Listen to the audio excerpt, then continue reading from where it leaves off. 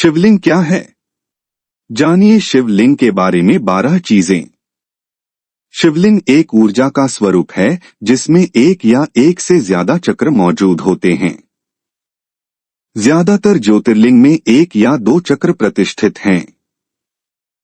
ध्यानलिंग में सभी सातों चक्र परम तक प्रतिष्ठित हैं। शिवलिंग का मतलब। लिंग शब्द का मतलब है आकार। हम इसे आकार इसलिए कह रहे हैं क्योंकि जो अप्रकट है वो जब खुद को प्रकट करने लगता है, या दूसरे शब्दों में कहें तो जब सृष्टि की उत्पत्ति शुरू हुई तो जो सबसे पहला आकार इसने लिया था वो एक दीर्घवृत्ताकार था। एक पूर्ण दीर्घवृत्त या इलिप्स को हम एक लिंग कहते हैं। सृष्टि की शुरुआत हमेशा एक दीर्घवृत्त या एक लिंग के रूप में हुई और उसके बाद ये कई रूपों में प्रकट हुई। और हम अपने अनुभव से यह जानते हैं कि जब आप ध्यान की गहरी अवस्था में जाते हैं तो पूर्ण विलीन होने वाला बिंदु आने से पहले ऊर्जा एक बार फिर एक दीर्घवृत्त या एक लिंग का रूप ले लेती है। तो इस तरह से सबसे पहला आकार भी लिंग है और सबसे आखिरी आकार भी लिंग है। एक लिंग में ईश्वरत्व को स्थापित करना। जरूरी तकनीक से एक साधारण जगह, यहाँ तक कि एक पत्थर के टुकड़े को एक दिव्य जीवंतता में तब्दील किया जा सकता है। यह ईश्वरत्व को स्थापित करने की प्रक्रिया है। अगर आप मुझे कोई चीज, मान लीजिए कि एक कागज का टुकड़ा देते हैं तो मैं उसे अत्यधिक ऊर्जावान बनाकर आपको वापस दे सकता हूं। अगर आप मेरे छूने से पहले और छूने के बाद इसे पकड़ेंगे तो आप दोनों के बीच का अंतर महसूस कर पाएंगे। लेकिन एक कागज इस ऊर्जा को बनाए नहीं रख सकता है। लेकिन अगर आप एक सही लिंग आकार बनाते हैं तो ये ऊर्जा का एक असीमित भंडारगृह बन जाता है। एक बार आप इसे प्रतिष्ठित कर देते हैं तो ये हमेशा वैसा ही रहेगा। 2. शिवलिंग का रहस्य क्या है? प्राण प्रतिष्ठा का अर्थ। प्रतिष्ठा का अर्थ है ईश्वरत्व को स्थापित करना। इस तरह की स्थापना का जो सबसे सामान्य तरीका है वो है मंत्रों, अनुष्ठानों तथा अन्य प्रक्रियाओं का इस्तेमाल करना। अगर आप किसी आकार की स्थापना या प्रतिष्ठा मंत्रों के माध्यम से करें तो आपको उस देवता को जीवंत बनाए रखने के लिए उसके निरंतर रखरखाव की जरूरत होती है। प्राण प्रतिष्ठा ऐसी प्रक्रिया नहीं है। जब एक आकार की प्रतिष्ठा या स्थापना जीवन ऊर्जाओं के माध्यम से की जाती है, न कि मंत्रों या अनुष्ठानों से, तो जब यह एक बार स्थापित हो जाए तो यह हमेशा के लिए रहता है। इसे किसी रखरखाव की आवश्यकता नहीं पड़ती। यही कारण है कि ध्यानलिंग में पूजा नहीं की जाती, क्योंकि इसे ऐसे रखरखाव की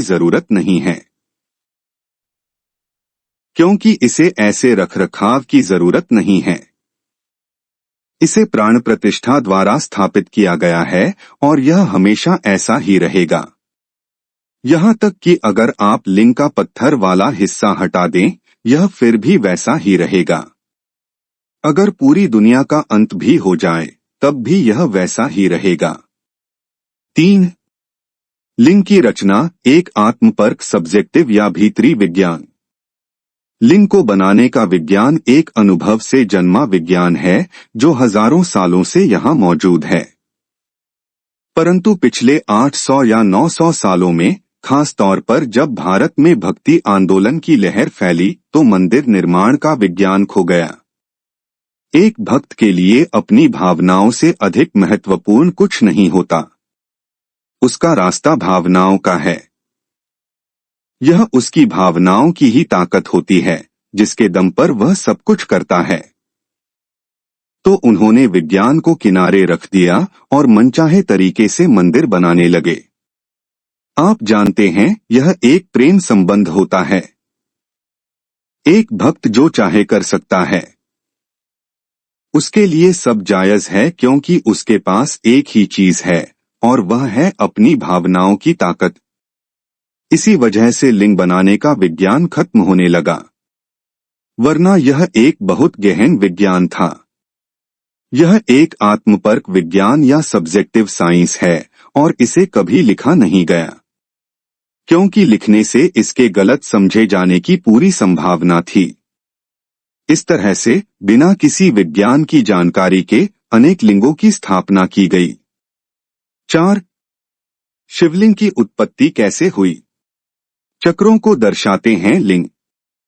चक्र ऊर्जा तंत्र में वे स्थान होते हैं जहां प्राण की नाड़ियां मिलती हैं और ऊर्जा का एक भंवर बनता है।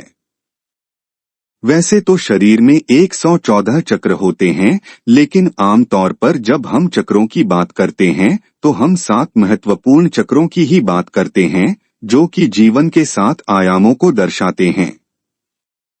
ये 7 महत्वपूर्ण ट्रैफिक जंक्शन की तरह हैं।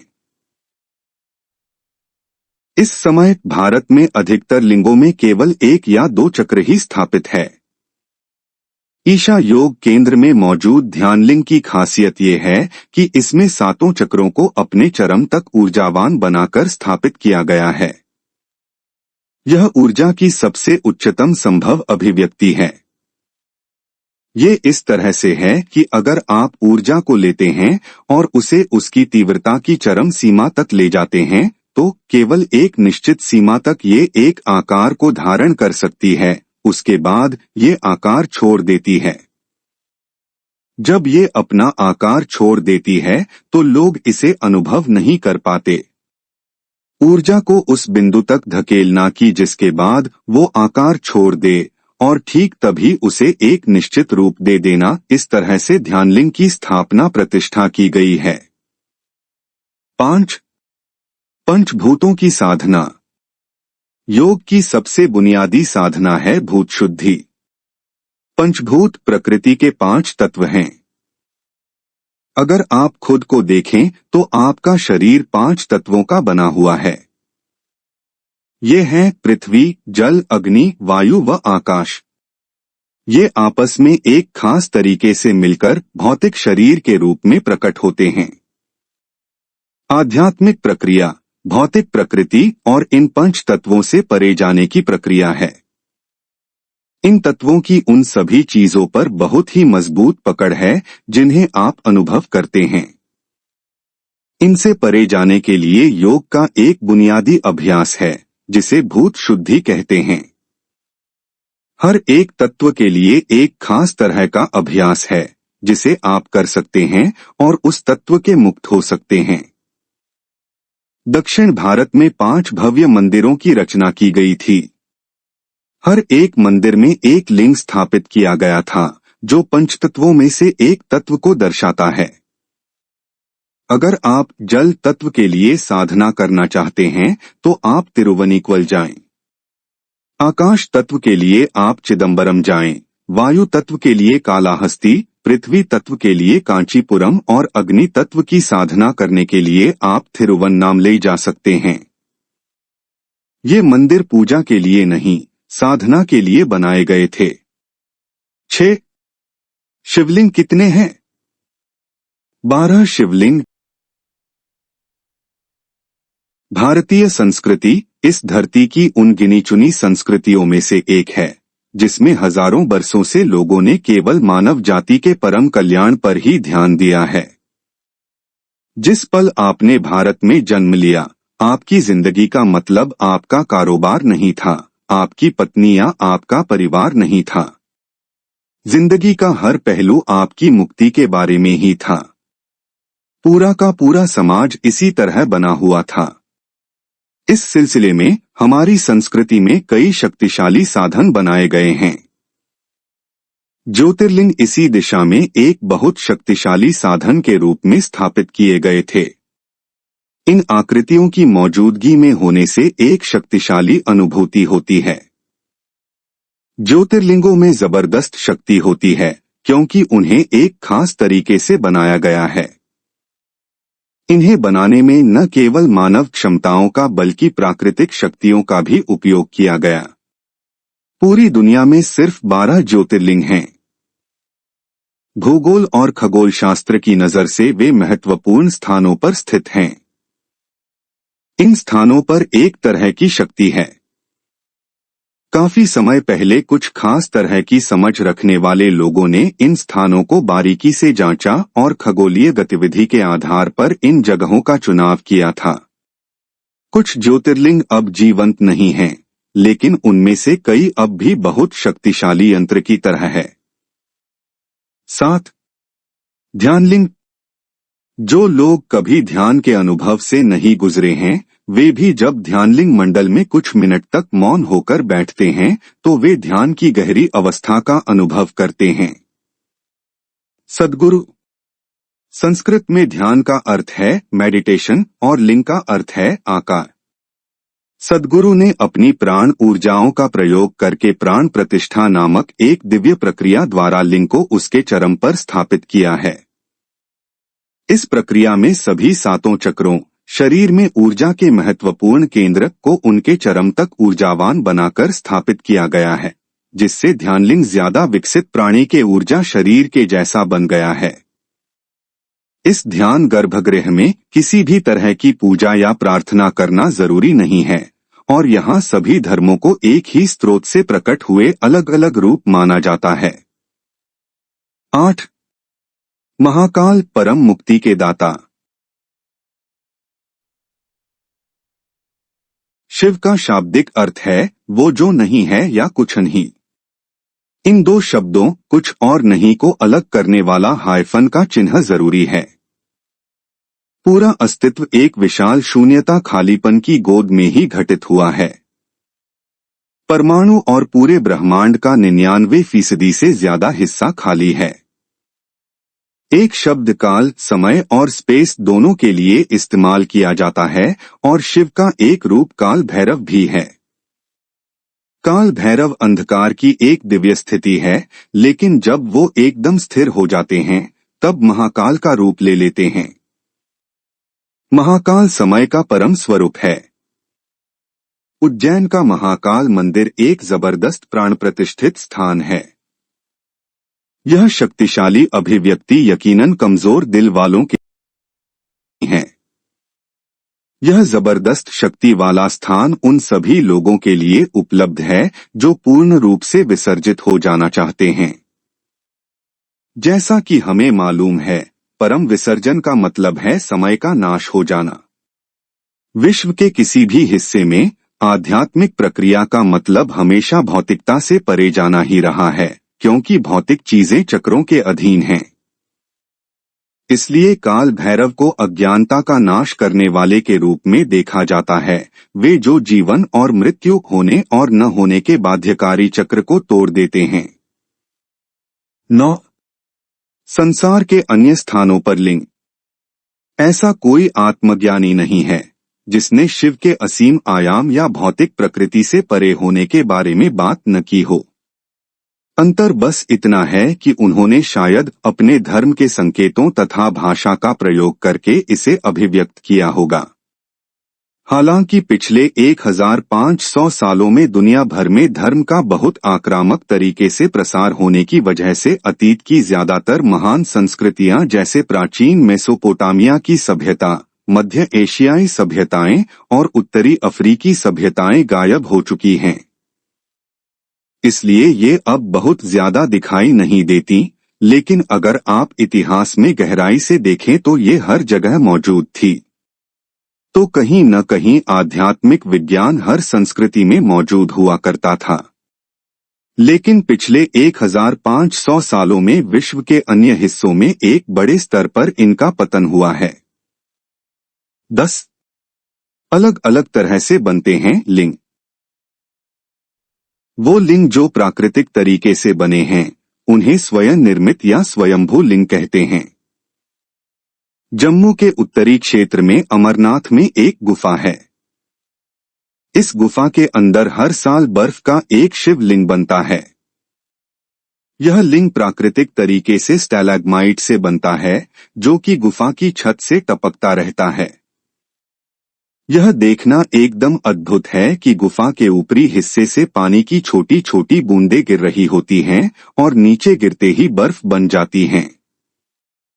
कुछ लिंग पत्थर, लकड़ी या मणि रत्न को तराश कर बनाए गए होते हैं।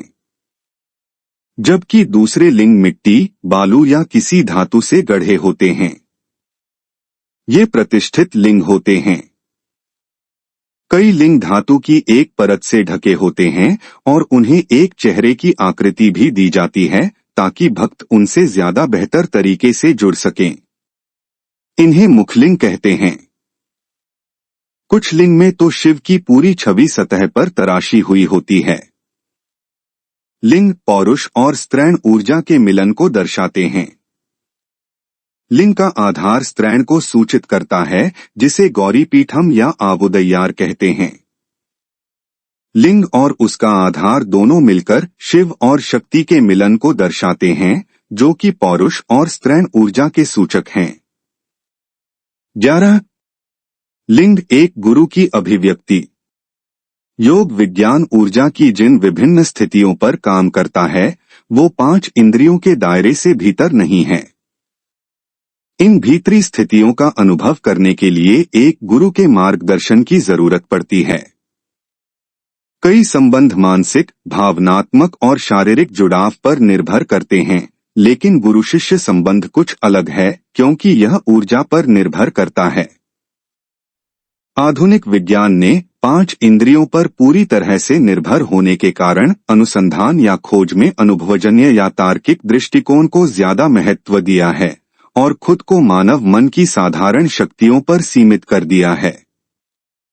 आधुनिक शिक्षा ने इसी दृष्टिकोण को अपनाया है और व्यक्ति के ग्रहण करने की क्षमता को नजरअंदाज कर दिया है। इस तरह के वातावरण में एक गुरु की ऐसी अंतर्दृष्टि रखने की क्षमता पर बहुत संदेह किया जाता है, जो तार्किकता से परे हो।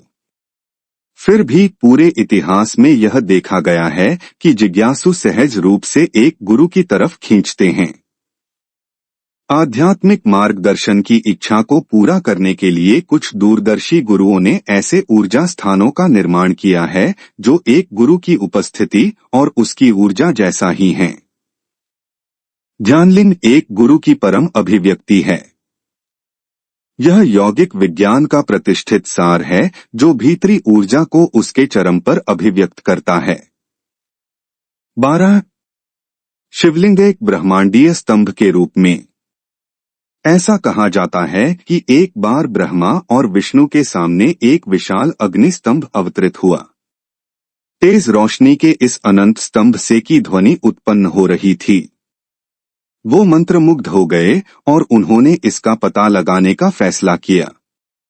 ब्रह्मा ने इस स्तंभ का ऊपरी सिरा खोजने के लिए एक हंस का रूप धारण किया और नीले आकाश में काफी ऊंचाई तक उड़ गए, जबकि विष्णु इस स्तंभ की बुनियाद या आधार को ढूंढने के लिए वाराह का रूप धारण करके ब्रह्मांड की गहराई में उतर गए। दोनों हार गए, क्योंकि यह विराट स्तंभ कोई और नहीं बल्कि खुद शिव थे। कोई उसे कैसे माप सकता है जो असीमित है? जब विष्णु वापस लौटे तब उन्होंने अपनी हार मान ली, जबकि ब्रह्मा हार स्वीकार नहीं करना चाह रहे थे और उन्होंने यह दावा किया कि उन्होंने इस स्तंभ का शिखर ढूंढ लिया। प्रमाण के तौर पर उन्होंने एक सफेद केतकी का फूल दिखाया और दावा किया कि ये उन्हें ऊपर शिखर पर मिला। जैसे ही यह झूठ बोला गया, शिव आदियोगी, सबसे पहले योगी के रूप में प्रकट हो गए। ये दोनों भगवान विष्णु और ब्रह्मा उनके पैरों पर गिर पड़े। ब्रह्मा के इस झूठ के लिए शिव ने यह घोषित किया कि वो पूजा किए जाने के सौभाग्य से वंचित रहेंगे। इस फूल ने ब्रह्मा के इस अपराध में साथी बनने की वजह से अपना सम्मान खो दिया। आदियोगी ने इसके बाद इसे अर्पण भेंट के रूप में स्वीकार करने से मना कर दिया। हालांकि महाशिवरात्रि की पावन रात्रि के लिए एक अपवाद है। इस दिन वर्ष की सबसे ज्यादा अंधेरी रात महाशिवरात्रि की रात में केतकी के सफेद फूल को पूजा के लिए अर्पण किया जाता है। इस रात को असीम आध्यात्मिक संभावनाओं की रात माना जाता है। ऐसे ही रोचक और ज्ञानवर्धक वीडियो को रोजाना सुनने के लिए वीडियो को लाइक करें और चैनल को सब्सक्राइब करें। धन्यवाद।